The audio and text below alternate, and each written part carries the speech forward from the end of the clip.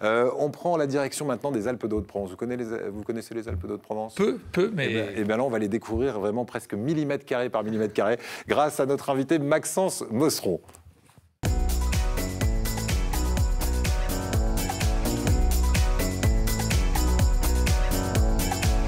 Et Jean-Jacques Beltramo m'interpelle, il me dit j'ai produit sur l'électricité verte. On regarde très, très rapidement ces dessins. Voilà, 30 fournisseurs d'électricité, ah ben moi j'étais pas au courant. Oui, bien joué, bien joué. Moi j'en voyais 10. Et voilà, Eric nous présente l'énergie verte et c'est sous forme de bouquet. Voilà, et choisissez le bouquet que vous voulez. Oui, voilà, c'est ça, comme les opérateurs téléphoniques. Écoutez, merci beaucoup. Maxence, vous êtes l'un des auteurs de cet ouvrage, c'est une somme. Hein. La ferme et le territoire en Haute-Provence aux éditions Lieu-dit. D'où est venue l'idée de cet inventaire du patrimoine rural des Alpes de Haute-Provence? C'est venu comment? C'est pour les professionnels et pour le grand public, hein, oui, pour les professionnels et le grand public. Mais très simplement, c'est une commande.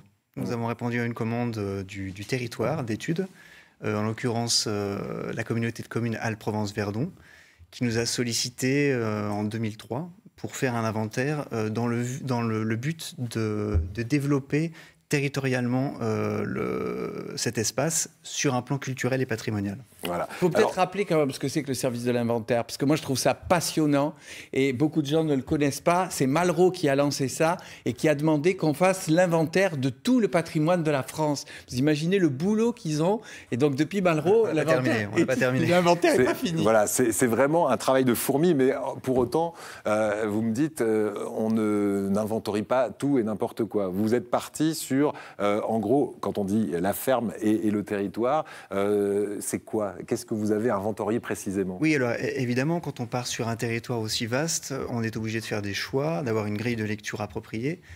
Et à la fin de cette étude, au cours de laquelle nous avons amassé beaucoup de connaissances, de données, il a fallu faire un choix pour la présente publication.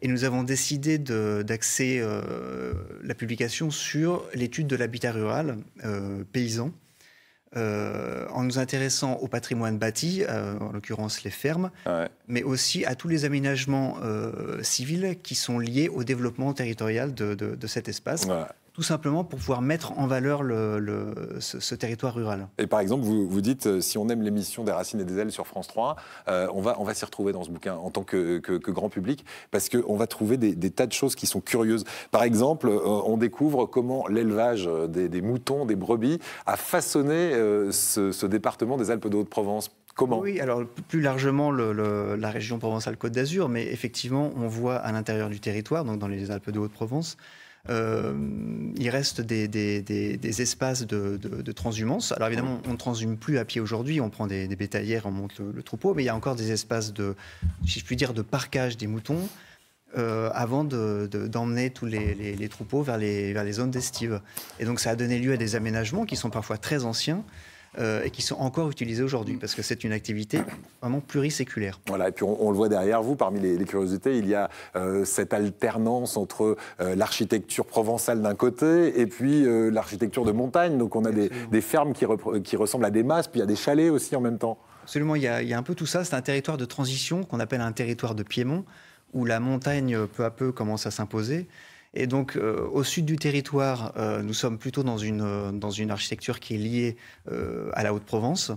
Et plus on grimpe, plus on va se tourner vers une architecture beaucoup plus alpine, qui a donc des spécificités architecturales et morphologiques et de fonctionnement particulières. Voilà, et puis en allant dans ce territoire que vous avez maillé vraiment, j'allais dire, et je le disais tout à l'heure, millimètre carré par millimètre carré, vous avez fait forcément des rencontres, comme peut faire Antoine dans ses voyages.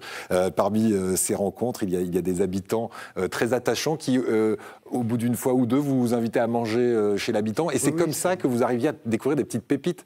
Exemple, vous m'avez dit, on a découvert une borie souterraine, on a découvert une porte incroyable parce qu'elle est pleine de graffitis de 1840. On passerait à côté, on s'en apercevrait pas. Oui, il y a quantité de trésors et d'anecdotes qu'on a pu cumuler au fil du temps. Alors, à propos de cette borie enterrée, évidemment, vous imaginez bien qu'il est impossible de la détecter quand on est chercheur et quand on est. On rappelle déjà ce que c'est une borie pour ceux qui ne sont pas habitués à ce terme. C'est une cabane montée en pierre sèche. Ouais.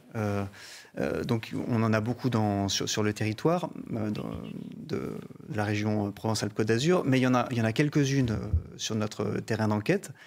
Et là, en l'occurrence, il s'agissait d'une borie totalement enterrée, donc totalement invisible de l'extérieur. Et c'est évidemment grâce aux habitants, aux locaux, que nous avons pu l'inventorier, sinon on serait passé complètement à côté. Donc ça fait partie des petites pépites qui font vraiment un plaisir de découvrir et d'inventorier naturellement. Ouais, parce que connaissant le territoire, c'est pas quelque chose qu'on donne comme ça. Hein. Non. Et puis il faut vraiment rentrer dans le quotidien du Basalpin pour qu'il se livre un petit peu. C'est ce que veut dire Éric de Horter. En tout cas, merci beaucoup. Si vous êtes vous aussi passionné par cette zone de notre territoire Provence-Alpes-Côte d'Azur, eh bien vous en saurez plus avec La Ferme et le territoire en Haute-Provence aux éditions Lieu-dit.